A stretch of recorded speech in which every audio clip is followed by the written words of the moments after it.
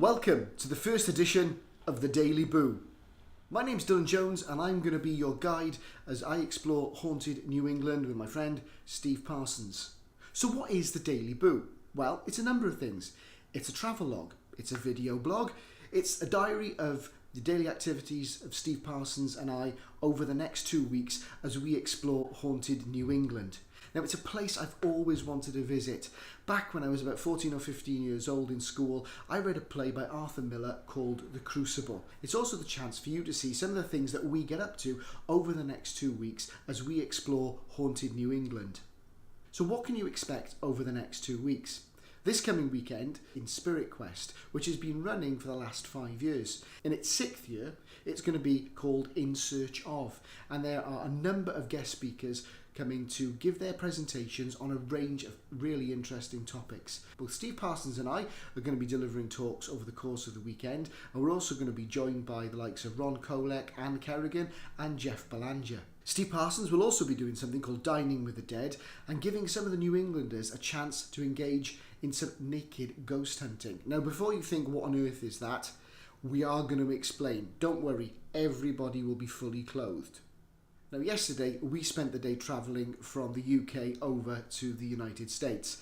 Left England at 11:15 yesterday morning from Heathrow Airport, and after a 7.5 hour flight we landed at Logan Airport at Boston.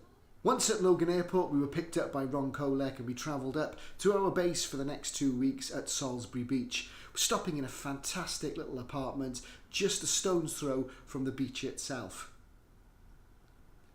Once we were settled in, headed to the local market basket, got our supplies, and then took part in Ghost Chronicles, the Next Generation radio show last night, which was hosted by Ron Kolek and Anne Kerrigan. Well, I'm just sitting here being quiet before I get the blame for everything else. I find it easier that way. Anyway, this has been the gold standard and the teller of curious tales. This is the Daily Boo, which apparently is a fromage to Adam the Woo, well-known YouTube vlogger, and all-round good egg. Some very big houses going past on our left at the moment. Oh, school bus, hang on, school bus. Yeah. Typical Americana, we now have a school bus. There you go. Anyway, to return to the Daily Boo. I have no idea why we're doing it, why it's called the Daily Boo, other than as an homage. I believe that there's some paranormal stuff to be included in the Daily Boo.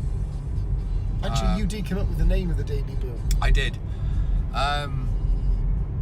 However, the paranormal is not for days like today. The paranormal is not for first days in New England for the teller of curious tales who, let's be honest, lives in Derbyshire.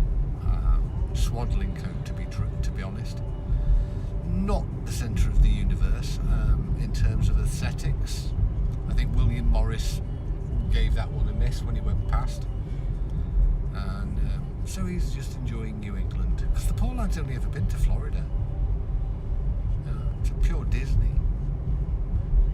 This is something else though, isn't it? I mean, this is real America. This is What, you mean much... Disney's what, not France or something? No, but it's playground America, isn't it? This is where the country started. No, it didn't. It started in Plymouth. Well, you know, we're on the Or maybe Nova area. Scotia. Well, yeah. Maybe it was the Vikings. Maybe that's or we could maybe look into the Westford Night or the Rhode Island. There's a tower at Rhode Island, isn't there, that was reputedly built by the Knights Templar. This has been the gold standard and the teller of curious tales for the Daily Boo.